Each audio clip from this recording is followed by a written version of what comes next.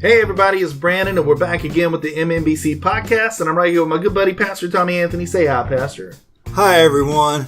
Unfortunately, I was not here to hear the sermon yesterday, but Pastor, tell us a little about what it was. Well, I felt really good about it. We were talking about the love chapter, which I think most everybody knows. 1 Corinthians 13, Paul gives this real lengthy 13-verse explanation of love. And sometimes people just take it totally out of context and say, wow, that's good. They pick it up and use it in a wedding or something like that.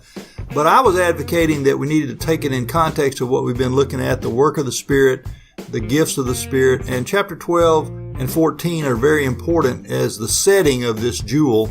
I mentioned that in a minute, but I really want to steer people to the blog where I'll have more or less a verbatim of the sermon and detail out the whole of the theology. You want to find that blog, this is where you go.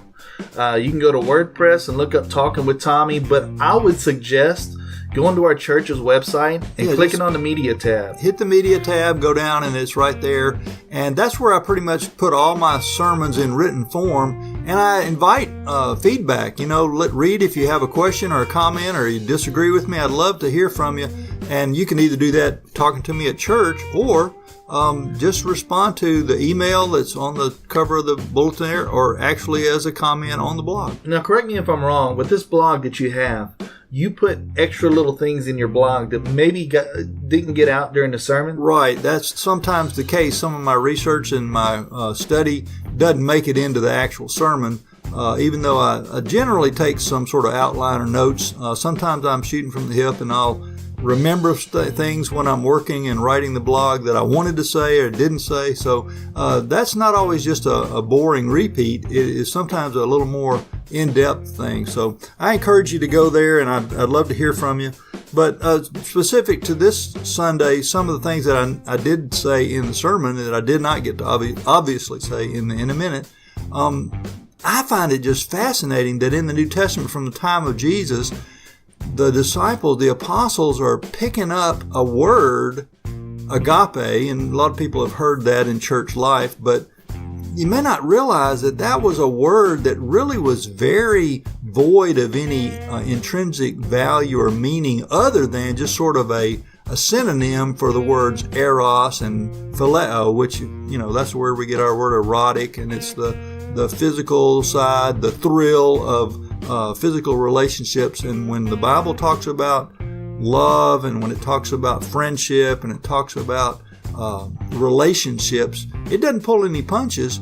But really the interesting thing is this word agape in classical Greek was just almost a synonym for either phileo, the friendship kind of love, or brotherly eros, love, right? Like Philadelphia. Philadelphia is a city of brotherly love. Yeah, Adelphos is brother.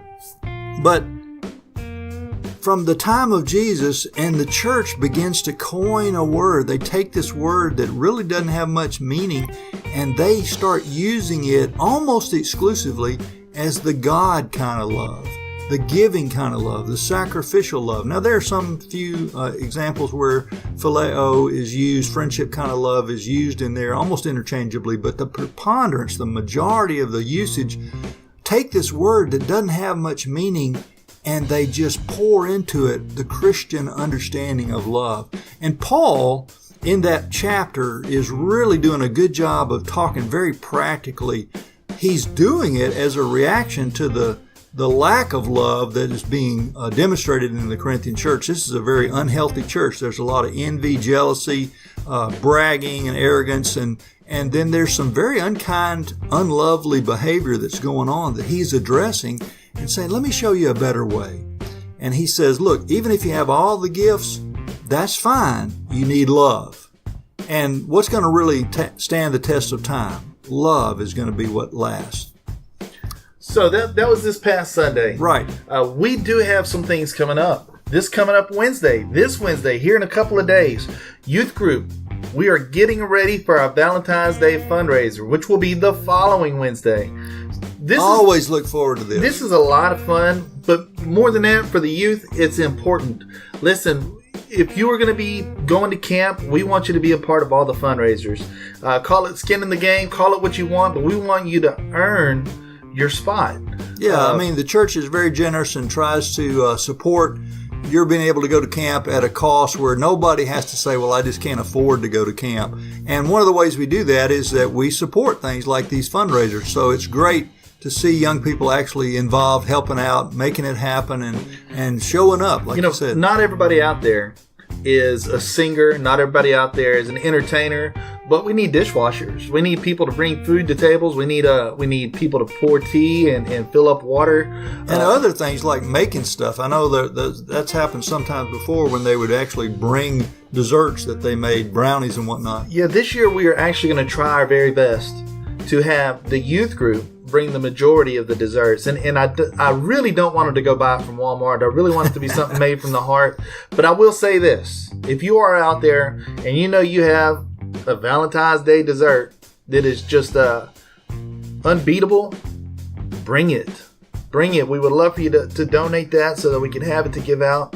That would actually be on the 13th, is that right? It's the night before Valentine's Day, if I'm not mistaken. So we're not going to mess you up on taking your sweetheart out for a milkshake, but we are going to have a special Wednesday night service, and the adults will be there. We need you to be there. And more, I think to the point, Brandon, you're saying camp is not going to be that far off, but you need to start showing up and being a participant if you would like to take advantage of this opportunity. Exactamundo. That is exactly what I'm saying. Youth group, step up. It's time. The other thing that we have coming up, not far from now, is the Winter Bible Study. I know it's a little ways out, but Pastor, tell us what we do know so far. Well, that next week, the 17th, is the start of the Winter Bible Study, and that'll be over at First Baptist West Orange. And among the churches that we kind of partner with for several of these big kind of things, where Bible studies or revivals or singing stuff, it's their turn, and they're going to actually have the host, a seminary professor. I don't even have the name at this point in my head, but they're bringing the speaker. And one thing that y'all might not know, Dr. Toller, who for many, many years did our Midwinter Bible Study, and was the connection was through Calvary Church, but he was a Southwestern Seminary professor and just a brilliant mind. He has passed away, and I just wanted to pass that on along to you guys, that the Lord has called him home, and he's gone to his reward. But I don't even know who it's going to be, but I know it's going to be good, and we're going to participate. It usually is a Sunday through Wednesday kind of affair, so that's something that we can look forward to, and I'm excited about it. And this is also something that we will be giving you more information as we find it out. Probably by the next podcast that we do, we will have a more clear picture of everything that's going to be going on, and we're more than happy to share that with you. Let's see here. What else do we have? You know what? I think we have done enough. Yeah, I think that's about all we got for you. We love you guys. We'll see you right here next week on the MMBC Podcast. See you then.